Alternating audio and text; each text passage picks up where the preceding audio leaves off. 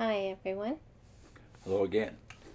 In the Proclaimer's book, page 146, in the chapter Growing in Accurate Knowledge of the Truth, and of course they get to their pet text, forever. The light shines more and more. So we're going to read the paragraphs, not the whole section, which is 2 pages, but the first half of it. And you'll get the gist of this, and we'll have to point out a few things that are inconvenient facts for Jehovah's Witnesses who remain loyal 30 years after the Proclaimer's book. So we're going to read from the bottom of page 146 through to the bottom of 147. As light reflects in their modern day, as reflected in their modern day history, the experience of Jehovah's Witnesses has been like that described at Proverbs 4:18. The path of the righteous one is like the bright light that is getting lighter and lighter until the day is firmly established. The shining of the light has been progressive, just as the light of early dawn gives way to sunrise and the full light of a new day. Viewing matters in the light that was available, they have at times had incomplete, even inaccurate concepts. No matter how hard they tried, they simply could not understand certain prophecies until these began to undergo fulfillment. As Jehovah has shed more light on His Word by means of His Spirit, His servants have been humbly willing to make needed adjustments. Such progressive understanding was not limited to the early period of their modern day history. It continues right down to the present.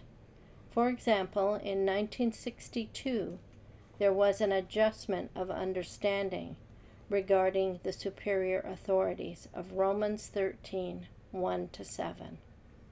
For many years, the Bible students had taught that the higher powers were Jehovah God and Jesus Christ. Why? In the Watchtowers of June 1st and June 15, 1929, a variety of secular laws were cited, and it was shown that what was permitted in one land was forbidden in another. Attention was also drawn to secular laws that required people to do what God prohibited, or that forbade what God commanded His servants to do. Because of their earnest desire to show respect for the supreme authority of God, it seemed to the Bible students that the higher powers must be Jehovah God and Jesus Christ. They still obeyed secular laws, but the emphasis was on obedience to God first. That was an important lesson, one that fortified them during the years of world turmoil that followed. But they did not clearly understand what Romans 13, 1-7 was saying. Years later, a careful reanalysis of the scripture was made, along with its context and its meaning in the light of all the rest of the Bible. As a result, in 1962, it was acknowledged that the superior authorities are the secular rulers. But with the help of the New World Translation, the principle of relative subjection was clearly discerned. This did not call for any major change in the attitude of Jehovah's Witnesses toward the governments of the world, but it did correct their understanding of an important portion of the scriptures. In the process, there was opportunity for the witnesses individually to consider carefully whether they were truly living up to their responsibility toward both God and the secular authorities. This clear understanding of the superior authorities has served as a protection to Jehovah's Witnesses, especially in those lands where surges of nationalism and clamoring for greater freedom have resulted in outbreaks of violence and the formation of new governments. They have chosen the worst possible example to illustrate the light getting brighter and brighter. I don't know whether this is deliberate obfuscation of the facts, or that the brothers who were assigned to write this particular chapter didn't realize that the Watchtower has done flip-flop on this very teaching. But if they did, then they've obviously covered that fact up. Yeah, I think they've probably been aware that people have exposed this before. I mean, this was one that we mentioned in our leaving. was the flip-flopping. So they've tried to at least say something about it without telling you that they flip-flopped. This is not just a flip-flop, though. This is not going from one position to another. This It's is going... flip, flop, flip. That's right. It's going back to their original position. Yeah. That is deliberately hidden here. This Yeah. is a cover-up. They are deliberately omitting, I think, I can't prove it, but whoever wrote this is deliberately omitting the inconvenient fact that before the date they do mention here, 1929, they had the same teaching they have now. Yeah. So how is this the light getting brighter and brighter unto the perfect day? It's light on, light off, light on. Yeah. I think you can tell from the way it's worded that they must have known, because they go, for many years the Bible students had taught the higher powers were Jehovah God and Jesus Christ. Yes, they did that for many years, but prior to doing that, they believed what they now believe, and what everyone has always believed In Christendom. in Christendom. So all you have to do, like, to me it is pretty incredible that it was bought for so long, because all you have to do is read the text and you would know immediately it can't be Jehovah and Jesus Christ. Oh, the people they're talking about as the higher powers have the sword, Paul says. Yeah. That's not you. So you could have understood that Rutherford was wrong. It wasn't the brothers who came to believe this, it was Rutherford, and it was part of a concerted effort to get rid of the heritage of Russell.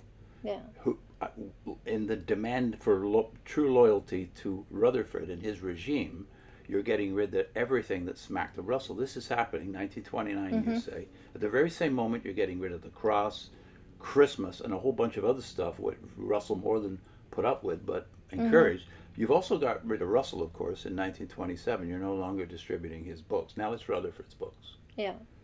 So I think the way they started was saying they didn't understand properly.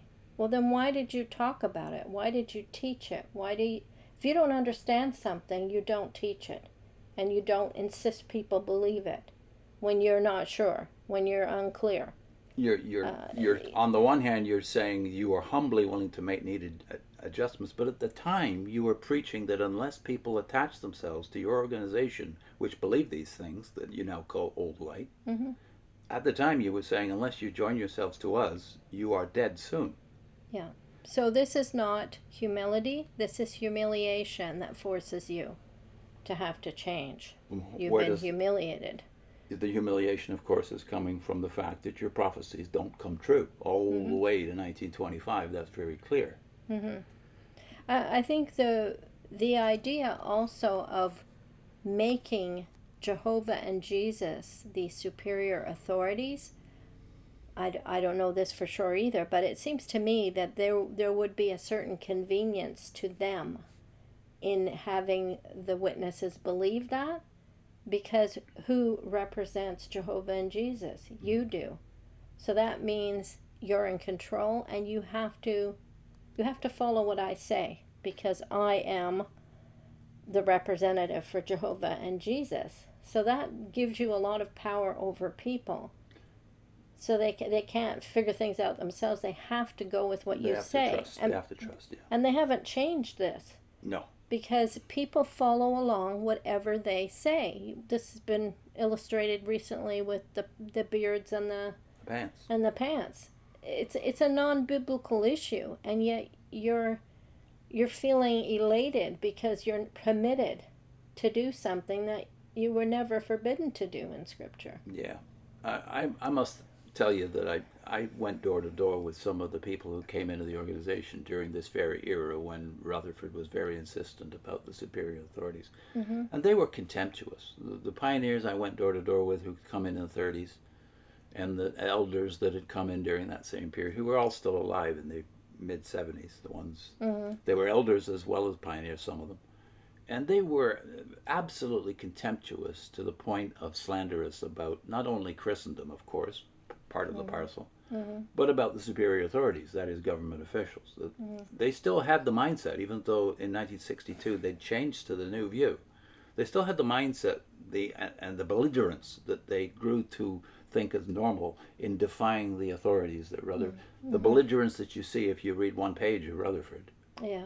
You saw in the leftovers of that, the elders of the 1960s and 70s. Mm-hmm. It was one of the first marks, the first cognitive problems I had, what we call cognitive dissonance, was meeting some of these people and realizing where did they get this Attitude this attitude towards other from? people. And the answer is Joe Rutherford. Yeah. Mm-hmm. What's our link? We're linking to Rutherford Defies Churches, Russell, and J.W. Org on Romans 13. JWs, as usual, just follow the leader. See you next time.